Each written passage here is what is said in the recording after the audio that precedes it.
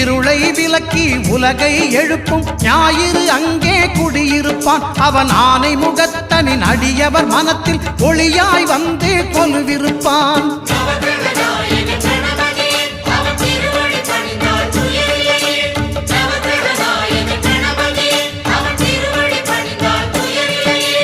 ஒன்பது கோளும் ஒன்றாய் காண அங்கு கற்பகம் என்னும் கடவுளின்